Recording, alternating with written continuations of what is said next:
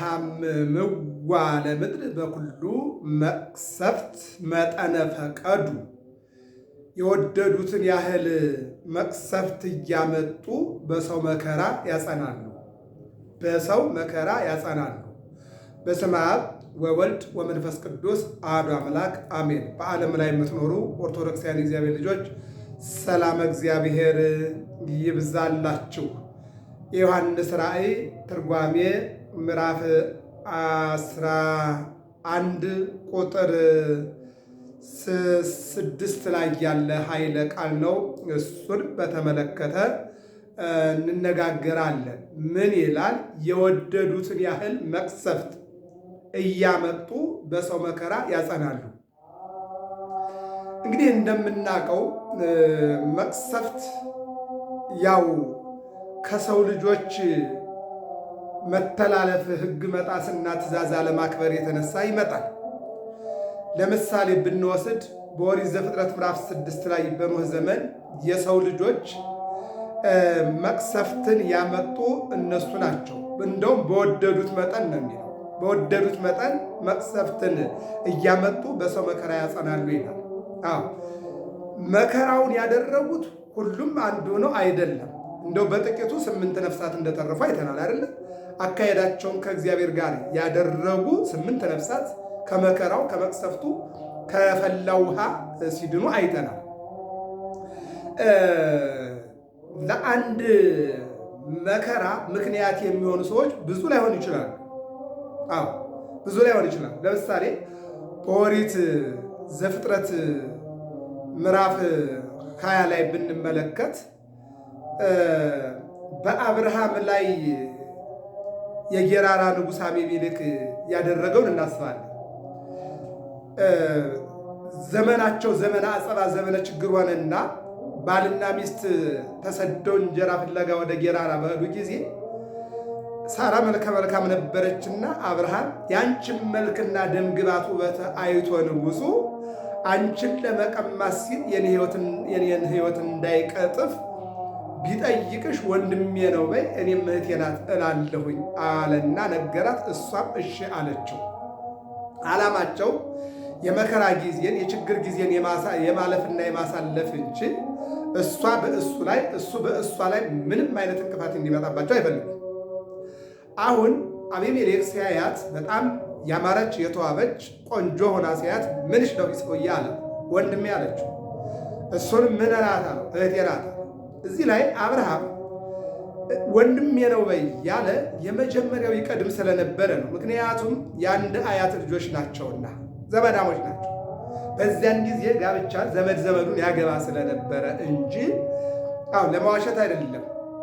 የመጀመሪያውን የተናገረው ውስጡ ጥበበ እግዚአብሔር ቢኖረው ዘመዴ ናት ዘመዴ ነው የተባባሉት የመጀመሪያ የሥጋ ዘመድ ናቸው። ጋብቻ ሁለተኛ ነው፣ ሁለተኛ የመጣ ነው።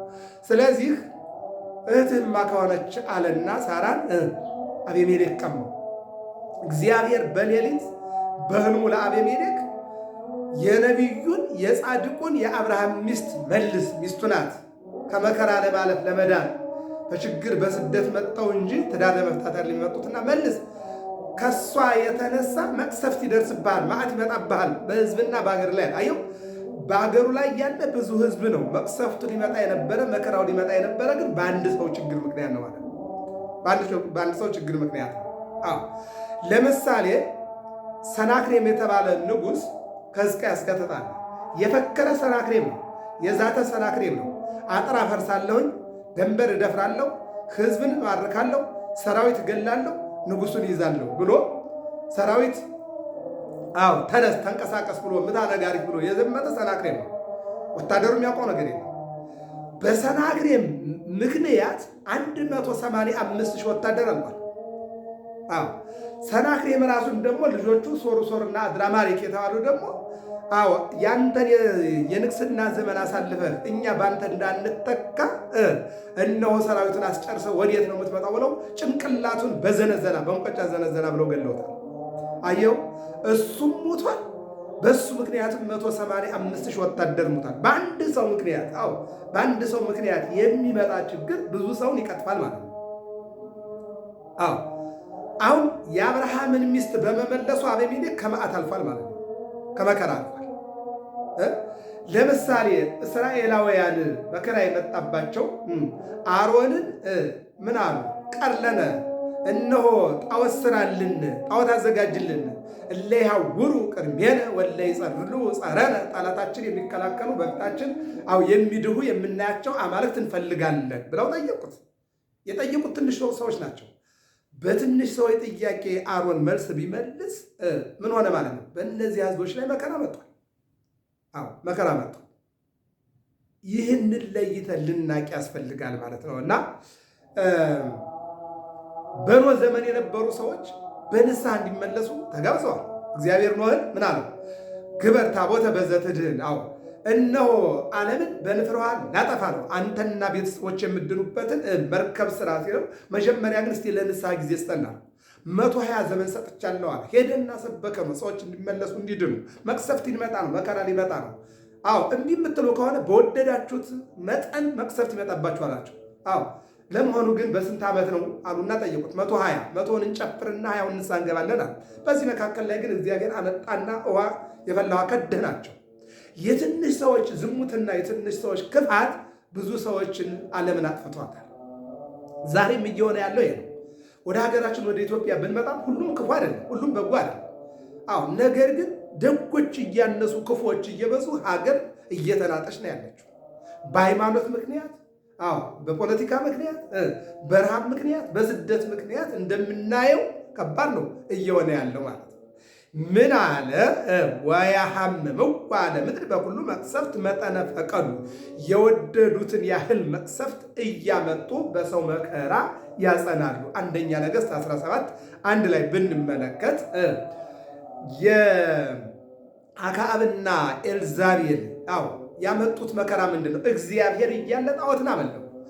በዝናብ አብቅሎ በፀሐይ አብስሎ የሚመግብ እግዚአብሔር ባለባት ዓለም ላይ አፍንጫ እያለው የማያሸት፣ ዓይን እያለው የማያይ፣ እጅ እያለው የማይዳስስ፣ እግር እያለው የማይሄድ፣ ልብ እያለው የማያስብ፣ ጆሮ እያለው የማይሰማ አሻንጉሊት አመለኩና መቅሰፍትን አመጡ።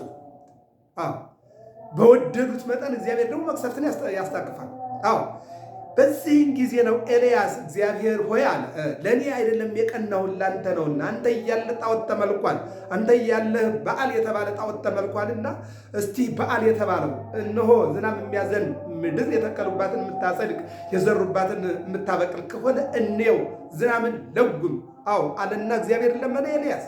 ለዚህ ነው ያዕቆብ ምን አለ 5:15 ላይ ኤልያስ እንደኛ ሰው ነው፣ ነገር ግን ጻድቅ ነው፣ እውነተኛ ነው ማለት ነው። ሰማይን ዝናብ እንዳያዘንብ ለጎመ፣ እንደገና ደግሞ እንዲያዘንብ ደግሞ ጠየቀ። ሁለቱም ለጎመ፣ ጠየቀ፣ አወረደ ይላል። ግን እንደኛ ሰው ነው አዩ። ስለዚህ እነሆ አክዓብ እንደፈቀደውና እንደወደዱ በወደደው መጠን ኤልዛቤልን በወደደችው መጠን መከራ መጣ። አገር በድርቅ ተመታ፣ በመከራ በረሃብ ተመታ። ምን ይላሉ አባቶቻችን? ከረሃብ ጦርነት ይሻላል፣ ጥይት አንድ ጊዜ ይገላል፣ ረሃብ ግን ያሰቃያል። በፈቀዱት መጠን እግዚአብሔር ደግሞ ይሰጣል። እና በዚያ ዘመን ሰዎች የተቀጡት በፈቀዱት መጠን ነው ማለት ነው። ዘጸአት ምዕራፍ 7 ቁጥር 19 ላይ እነዚያ የፈርዖን ሕዝቦች ፈርዖንን ዘጸአት 5 ላይ ምን አለው ሙሴ? ከእግዚአብሔር ተልኬ መጥቼ ነው አለ። እግዚአብሔር ማን ነው? ዘሃሎ ይሄሉ ያለ የነበረ የሚኖር ከዓለም በፊት የነበረ ዓለምን ፈጥሮ የሚኖር ዓለምን አሳልፎ የሚኖር እግዚአብሔር ማለት ይሄ ነው አለ። ያገለግሉኝ ዘንድ ሕዝቤን ልቀቅ ብሎሃል አለ። እስራኤልን አልለቅም፣ እግዚአብሔርን አላቅም። አሁን በወደደው መጠን መቅሰፍትን ያስታቅፈው ምን አለ? እስራኤልን አልለቅም፣ እግዚአብሔርን አላቅም። አሁን እግዚአብሔር አላውቅም ይባላል? ሕዝቡን የፈጠረ እግዚአብሔር ለራሱ የእግዚአብሔርን ሕዝብ አልለቅም ይባላል? አይባልም። ግን ምን መጣ? መቅሰፍት ብለን 9 መቅሰፍት መጣ። 10ኛ ሞተ በኩር መጣ። 11ኛ በኤርትራ ባህር ገባና ደቂቀ እስራኤል አድው በእግር እነዚያ አይሻገሩም የተባሉት በሙሴ መሪነት በቅዱስ ሚካኤል ጠባቂነት በእግዚአብሔር ቸርነት ተሻገሩ። ባለጉልበቱ ባለፈረሱ ባለሰራዊቱ ፈርዖን ከነሰራዊቱ ወዴት? ወደ ኤርትራ ባህር ገባ።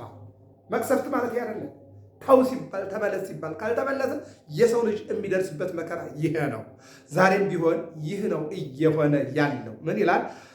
ወሶበ ፈጸሙ ስምዖሙ ሐሳዌ መሲህ አምላክ አይደለም ብለው መስክረው ከፈጸሙ በኋላ ይላል። አሁን ሐሳዌ መሲህ ያለንበት ዘመን ገንዘብ ሐሳዌ መሲህ ሆኖብናል። ስልጣን ሐሳዌ መሲህ ሆኗል።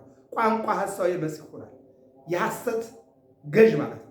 የዲያብሎስ ገዥ ማለት ነው። መልክ ሐሳዌ መሲህ ሆኗል። ንብረት ሐሳዌ መሲህ ሆኗል። እውቅና፣ እውቀት፣ ኃይልና ሀብት ሐሳዌ መሲህ ሆኗል። ወትንቢቶሙ ሰማዩን ምድሩን የብሱን ባህሩን የፈጠረ አምላክ አለ ብለው አስተምረው ከፈጸሙ በኋላ ዘገብረ ሰማየ ወምድረ ዘገብረ ሰማየ ወምድረ ይላል። ሰማይና ምድርን የፈጠረ እግዚአብሔር አለ ብለው አስተምረው ተምረው አድምጠው ከጨረሱ በኋላ አርዌ ዘአርገ እምቀላይ ተበአሰ ምስሎሙ ከከተማ ነቅሶ የወጣ ሐሳዌ መሲህ ከሳቸው ጋር ይጣላል። ከባህር የወጣ አውሬ፣ ዓለምን የሚያስተው አውሬ፣ በእግዚአብሔር የሚያምኑትን እግዚአብሔርን የሚያመልኩትን ቅድስናቸውን ንጽሕናቸውን የጠበቁትን ይዋጋቸው ዘንድ ወጣ። ወሙ ኦሙ ወቀተሎሙ ድል ይነሳቸዋል፣ ያስገድላቸዋል። ለዚህም ነው ዛሬ ሰይጣን በሰዎች ልቦና ተዋህዶ በክርስትናቸው ምክንያት፣ በቋንቋቸው ምክንያት፣ በማህበረሰባቸው ምክንያት በየሜዳው እንደ ቅጠል እየረገፉ ያሉ ክርስቲያኖች አውሬው መንፈስ በሰው ላይ አርቆ በአዳምና በሔዋን ደም ላይ ተዋህዶ 5500 ዘመን ኃጢአት ያሰራያ ዲያብሎስ በቅዱስ ሚካኤል በቅዱስ ገብርኤል የወደቀው በቀራንዮ የታሰረው ሰይጣን የታሰረው ተፈቶ የወደቀው ተነስቶ ዓለምን ያባላል። ይህን ነው የሚነግረን። ወአንበረ በርኖሙ ውስተ ሀገር ሬሳቸውን አስከሬናቸውን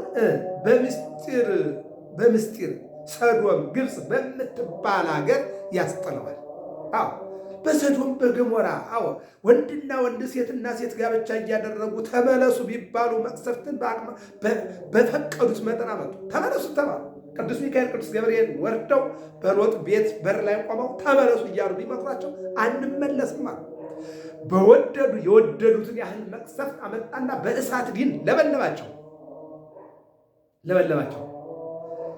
ስምዐ መላእክተ ሰዶም ይላል። ስምዐ መላእክተ ሰዶም ሕገ እግዚአብሔር ወአጽሙ ሕዝበ ገሞራ ቃለ እግዚአብሔር እንዲል ጌታቸው በተሰቀለበት ሀገር በኢየሩሳሌም ሕዝብ አሕዛብን 3 ቀን ተኩል ሬሳቸውን ወድቆ ያዩታል።